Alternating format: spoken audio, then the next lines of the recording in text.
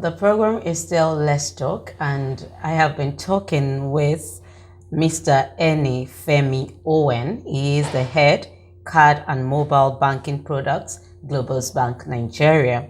So, welcome once again, and thank you so much, Mr. Ernie. It's been wonderful having you. So, as we continue in the program, we know that if we lose money, you can always get money back. It might not be the exact time, but it will surely come again. But if you lose time, time is gone forever. So how then can we adequately manage it? Well, one of the things, standard things for managing time and money is, like I say, it's getting basic time management skills, like managing time effectively. Things like planning, organizing, controlling the hours. So do you need a calendar for that? You don't need a calendar to know when you're hungry. You don't need a calendar to know when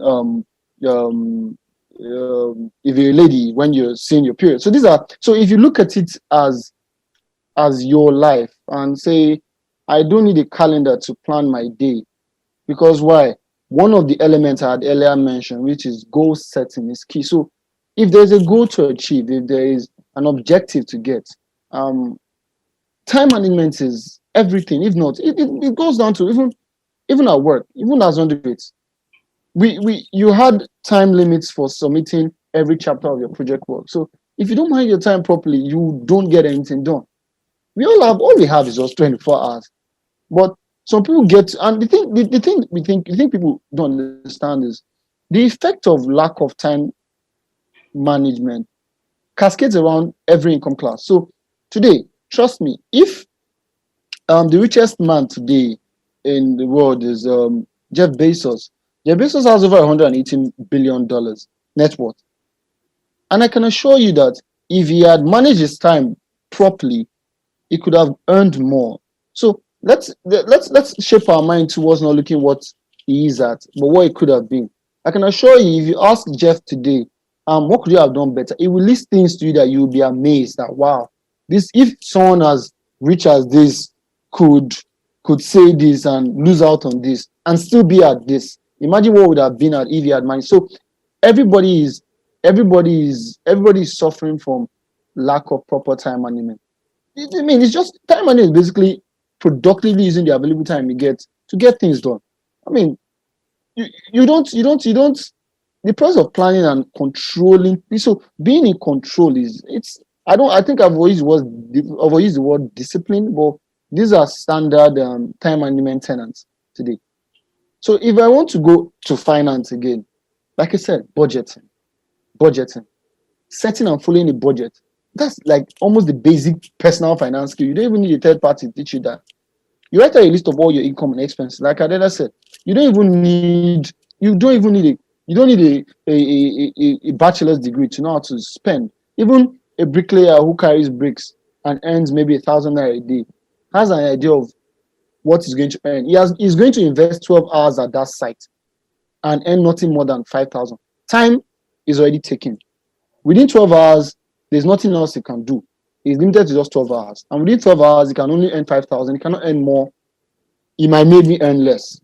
So this budgeting comes into play. So what is he going to do in that regard to ensure that the scarce money he has and the scarce time, he puts it into effective use? Then the next for few earners is financial investment today. I mean, people look at finance as something only for the rich. But thanks to technology today, there are two apps I can speak of. The Robinhood app in US and the Bamboo in Nigeria. I use Bamboo in Nigeria, and I bought two Twitter shares, two stock of Twitter shares, about $29. They are worth over 51 now. I didn't need to read anything. It was literally on an app, funded the wallet. These apps will just allow you to make real investments in a very carefree manner with very small amount, and there are no transaction fees. So I have doubled income from May. I doubled income from May to August by buying 2 units of Twitter shares. If I had bought 100, if I bought 1,000. So financial investment is a mentality. You don't have to be super rich to understand the tenets of financial investment. Okay, perhaps someone is actually having problem in financial management.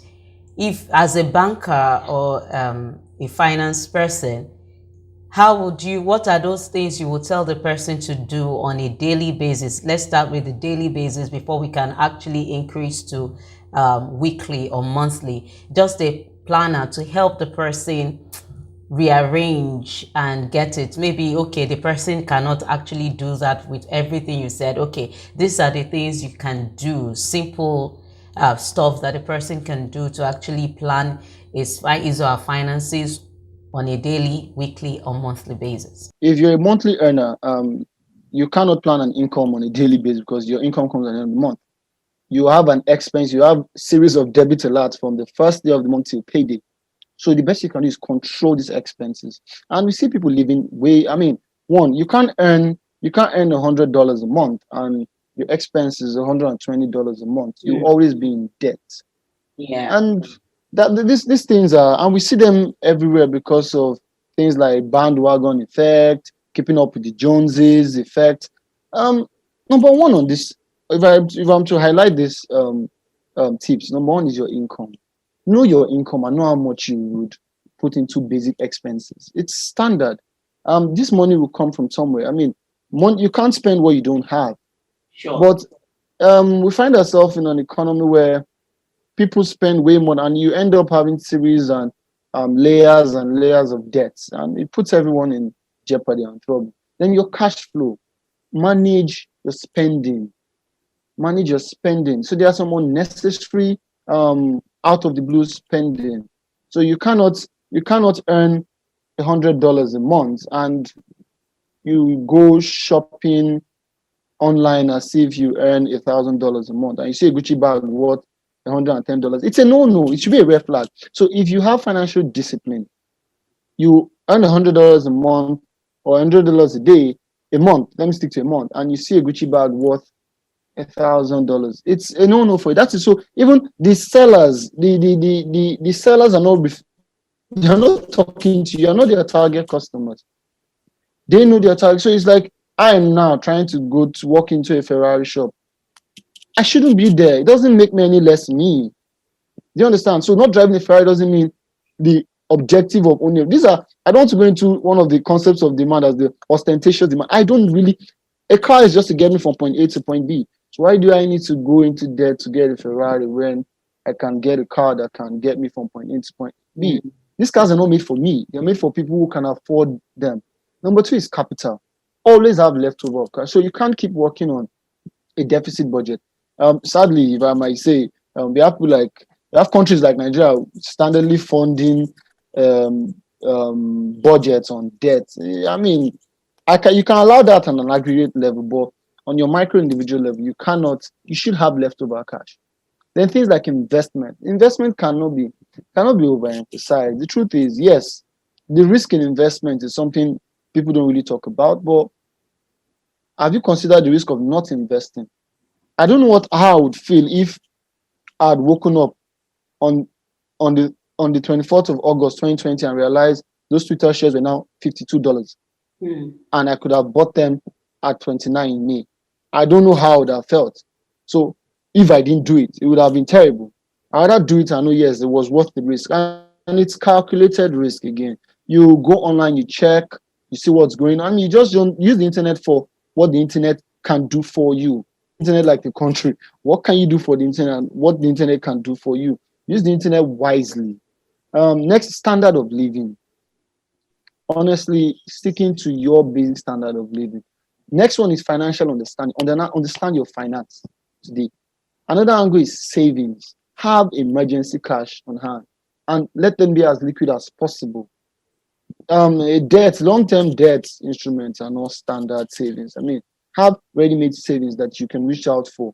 Then lastly, be financially aware. Have a relationship.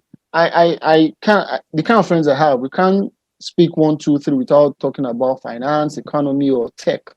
Those are the things that appeal to me. Even on my Twitter page, you see the product manager, tech enthusiast, and the like. So you have to be like-minded with what you want. I want to make as much money as I can in this world. I don't see myself living more than 100 years, and that's a little time, honestly. But it looks as if it's long. So do the best you can while you're here. Now, how can we then manage financial security and growth after all of these things that we put in place to actually excel financially? Control unnecessary or impulse spending. Controlling impulse spending. It's the biggest problem that faces everyone today. I mean, you see, doing things out of your income bracket. I don't want to go back to things like shopping online for bags or things that put a heavy drain on our finances.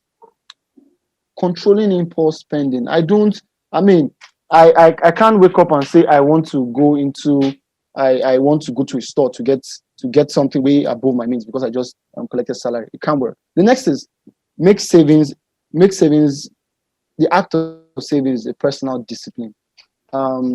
It could be you could set it. Most mobile banking applications have the standing order setting today where you can move money, issue a standing instruction where every time your income comes, a fraction of it is moved into savings for you.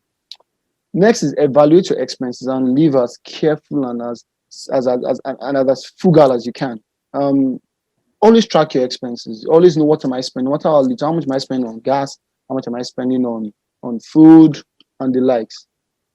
Next is keep your family, eliminate and avoid debts, and that is key. It's the basis for living beyond your income. If you have credit cards, personal loans, or other things, you need to start curbing and reducing them. You're just saving the inevitable for later. The next is there's something I scribbled down. So use an envelope system. This is digitally moving your money and saying this is what I'm apportioning to this. I shouldn't be spending more than 10% of my income on this. I cannot be spending more than X percent on alcohol or X amount on X. You understand? The next is pay bills as soon as you get them, not saving them and trying to pay the necessary things. So we are saying personal financial management doesn't mean you should not live or get the basic things. True, things like health insurance, food, those are standard things you need to do. So ensure those standard things are taken out. Then also sit back and look, how much am I worth to you? It's easy when everybody says, okay, the top 10 richest men, Jeff is almost 190, Elon Musk was about 180, the Google brothers are almost about 100. So can you ask yourself, how much am I worth? I mean, how much am I worth? Ask myself. So we need to ask, and if you do that, it questions your thoughts on what you really achieved with your life. Do whatever you must to improve your net worth. It's two ways, either by reducing your debt or increasing savings or increasing income. So these three things: debt reduction, savings, increase savings, or increase your income. Now, increasing income might require extra things like knowledge gap, getting certifications, getting more jobs, getting a higher paying job, and the likes. Look for new ways to get money. Look for new ways to make money. You understand? So it can never be overemphasized. You cannot make enough money. Even the richest men are still trying to make more money. All right. Thank you so much, Ernie. It's been wonderful having you on the show. Do you have any final word? The final three things: debt reduction, increase savings, increase wealth. Thank you so much. So you've heard it from Ernie. It says, make sure that you control your spending and evaluate your expenses. So until next time, I remain Olujoke Mosaku. Bye for now.